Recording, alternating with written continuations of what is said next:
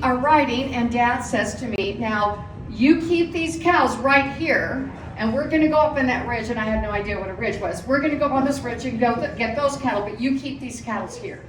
So he takes off, and immediately the cattle scatter.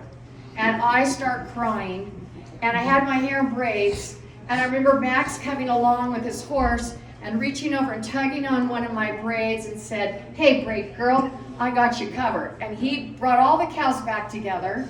Dad came down and was like, good job. And I said, yeah, thank you, you know. But on the way home, I told Dad that I was scared to stay in that cookhouse by myself. That's where all the men came and ate breakfast. And he said, okay. And he pulled a trailer down. And from then on, Dad and I stayed in the trailer together. So that's one of my favorite stories. Of course, could go on and on and on about all the wonderful things my dad has done for me in my life. And the number one thing I can say about Dad is he always had my back. And whenever I needed anything, he was the first person I would call. Well, if you ever called our house, you may have gotten, this is Girl Jill, the friendly undertaker. Are you ready? Which zip do you want? Or if you pulled up beside us after church, he'd stop you, like, I've got to talk to you. And then he'd say, anybody die in that wreck?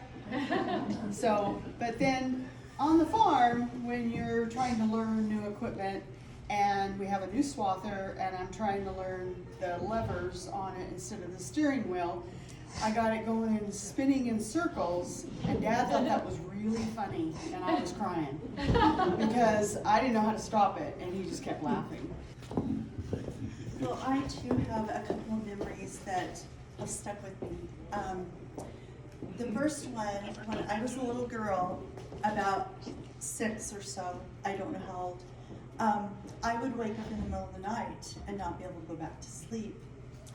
And my dad would get up with me and hold me on his lap so that I didn't have to be alone, awake alone at night.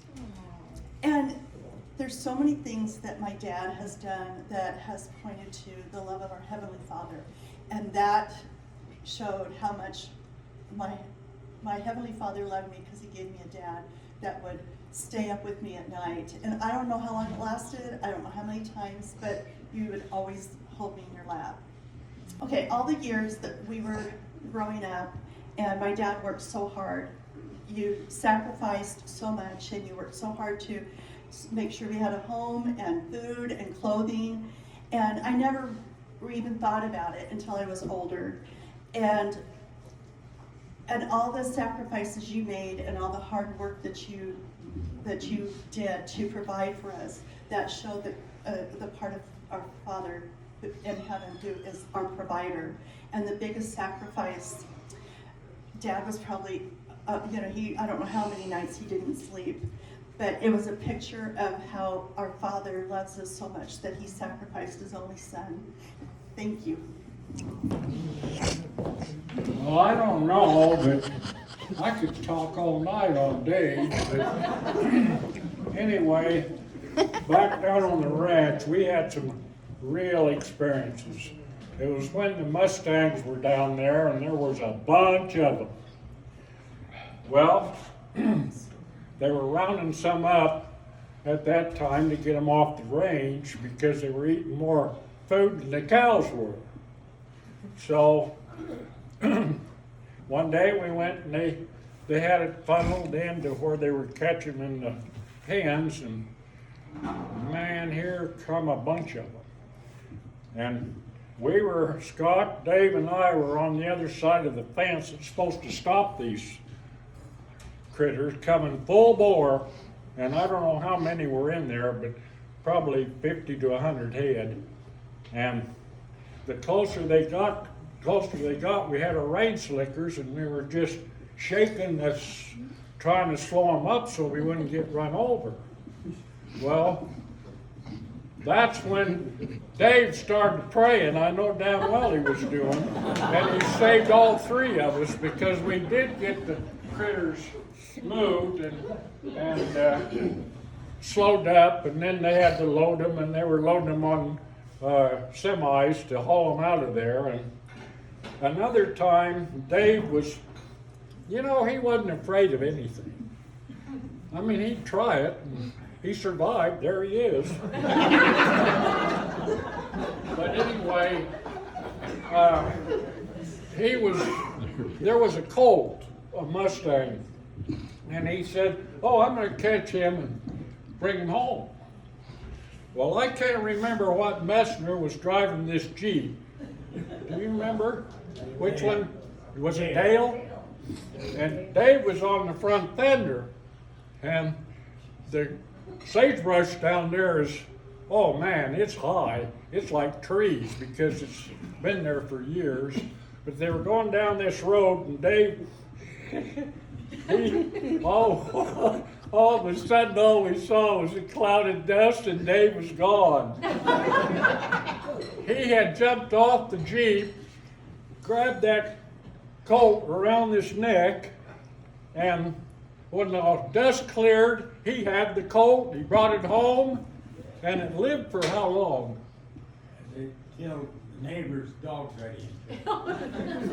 Well, anyway, this was an experience I'll never forget, because when the dust cleared, I thought he'd be deader than a doornail, but he was still up, just grinning like he always does. I remember one time I drove cattle down with Uncle Jonathan, Dad, and Don, and we were it was a small group, and they had a pickup and a camper or something, and I remember the three guys decided to go into this little camper and take a nap. Well, I wasn't going to go and take a nap with these guys, and so I got on Spooks and went off for a ride, and I came back and I was just sitting outside the camper, and all of a sudden Don comes running out of the camper, shaking his arm. Well, Uncle Jonathan was sound asleep. He didn't even know this was going on, of course, and Dad had pulled a hair out and was tickling Don's face as he was trying to sleep, and he thought there was a spider on him. And he came running out so fast, and Dad came out after him just laughing. Well, I'm not going to roast Uncle David. I'll give him a toast tonight. You know, you look around and Mrs. Hancock, you know, for somebody to have the friends that Uncle David has got, says a lot about a man. He had Roy Hancock. He's got Scott, Norm, Bart. You're Steve, aren't you? Yeah. Your dad, Alvin? Yeah. Yeah, he had Alvin. Talk about these guys, and at 90 years old, to have the friends around him that he does, that's quite a feat to have that close of friends that'll come out and spend the evening with him. So, but anyway, David, a twin brother to my father-in-law, Jonathan, you know, I spent more time with these guys than I did my own father. You know, I was at home for 18 years, so I had 18 years with my dad. You must have been about 40 years old when I first met you. So that's probably younger than most everybody here tonight. But at 40 years old, I remember the first time I started dating Janae. She was just a child at that time. I think she was like 15. We were in high school, and David had opened his house up. I think it was Lindy's friends or maybe the church youth group. They opened their basement up and had a lot of parties down there for those kids. Brought them together, and it was one of the first times that I met David and Jonathan, and you know, they were not only just a dad and an uncle, but they were my mentors.